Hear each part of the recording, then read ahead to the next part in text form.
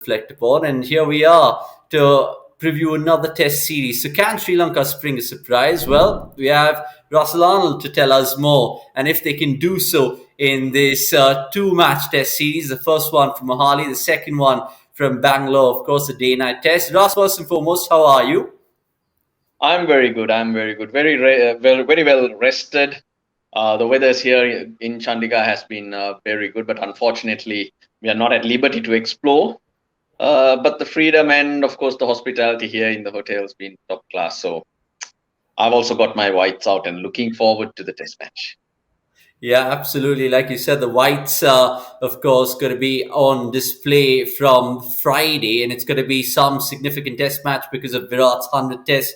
And there's so many other subplots, of course, with the World Test Championship, of course, on the line as well in terms of points to play for. Before we get into the serious chat, how you been spending time in terms of quarantine? I know you can't use the pool according to you. And are there any TV shows that you've stumbled upon? Oh, no, we're through that actually. Right here in Chandigarh, we have our own little areas. The gym and pool, we have specific times that we can go to. And of course, the Indian boys have been great as well. Karthik, Agarkar, Gavaskar, we've all been catching up in the evenings, which has been nice to listen to some different stories, different complaints, and the surges of what goes on in this part of the world. So I'm in the goss now. Yeah, you always were. We kind of heard that through the television sets in that T20 International Series, the banter and the combox. We always love it. So hope it carries on, of course, in the Test Series as well. Right, with that said and done, let's, of course, talk about the teams. We'll start with the hosts because, look, India, they're going to be having some fresh faces. There's no Pujara, no Rahane, of course. There's going to be a new Test skipper and Rohit Sharma. But what I want to ask you is the combination in terms of who they will go with. I mean, we can first chalk off the opening combination. Who do you think Rohit is going to open with first and foremost, Russ? Well, I'll give you a different way of looking at it, Avanish, because Yes. let's look at the balance in the team, right? There's Correct. going to be six batsmen. That's for Yes. sure, because the fact that Ravindra Jadeja is back and showing that he can bat the way he does adds a great balance to that team. So he can bat at 6, 7, 8. They can do whatever they want. And looking at the bottom, along with Ashwin, strengthen that area up, go with three seamers if it requires, or bring in another spinner. So the six batsmen, I'd like to look at it in a little bit of a different way to you. Okay. Rohit as captain, he's in there, so he's going to be playing and he's going to be batting at the top of the order. Yeah. Um, uh, Virat Kohli is going to find his spot. Rishabh Pant's going to find his spot. And that would also mean that Shreyas Iyer on form will be in there. So you need two spots, in my opinion. That's how I see it. Now, do you go with the tried and tested, or is this a great opportunity for India's 304th cap or 305th cap? But I mean, by that is India have had 303 test players up to this date. So that's a kind of an opportunity if they want to look outside. What they have, you've got four top class players. There's the insurance of Jadeja and Ashwin at the bottom. So do you slot Agarwal in, or have you got Shubman Gill who can come in, or Priyank Panchal? Yeah. So it's a toss up, really, Avnish. I would be inclined to see how a new opener goes.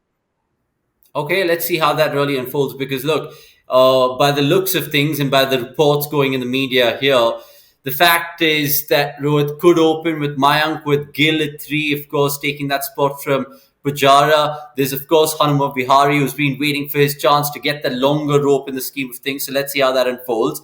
Now, with the batting, of course, spoken about, the bowling then, because at home, India always play two, potentially three spinners. Do you think they'll do the same against Sri Lanka with Ashwin Jadeja being the obvious two and maybe Jayant and Kuldeep? How do you see that being reshuffled? Um, has Ashwin passed his fitness test? Yes. Apparently, yeah. So Ashwin's in for sure. So now Jayant Yadav is an off break bowler. Of course, he strengthens the batting. But Kuldeep is a variety, isn't it? He's a wrist spinner. Yeah. So on the back of Ashwin and Jadeja, I would be inclined to go to Kuldeep, because if I can get him in the mix of things, even for the travels, here's a fantastic option. A wrist spinner, bowling well and high in confidence is great, because wrist spinners can tend to get a lot more out of the pitch, because the energy, strength, and the variations are greater. So that is where I would look to go to. The two seamers after that. That position will be decided on last minute, how the pitch looks, whether there will be grass, whether you feel that it'll go through a lot more. Because Jadeja and Ashwin, what players they are. They can bowl so many overs as well. So you really are spoiled for choice. Yeah, I think that's the modus operandi, given what India have been doing in the last 9 years, especially at home series. I mean, with the spinners kind of running through oppositions. And who knows, Jayant Yadav could come in, given the fact that Sri Lanka have left-handers as well in terms of that matchup. And then Siraj and Bumrah pick themselves. And make no mistake, guys, you guys are watching this, of course, subscribe first and foremost. But this is the World Test Championship points to play for. Sri Lanka already up and running there, or sitting pretty at the top of the table. So India need to play catch up, considering they lost against South Africa as well. Avanish, Russ, let's touch on that World Test Championship and how the yeah, table works, because unlike in the previous cycle, this time it's on percentage. It's correct. not all on the points accrued. So Yeah, right now Sri Lanka sitting on top because they have played just the one series against West Indies and have won both. yeah, Whereas India have gone on to play a lot more test matches. 3 series completed. They really haven't got the results that they did want, especially in South Africa, which would hurt them. So they have a lot of catching up to do and getting that percentage point up, not accumulating the points. Because you look at the England-Australia test series, so many test matches played. So that's why they look to go a different way in trying to make it an even playing field for everyone.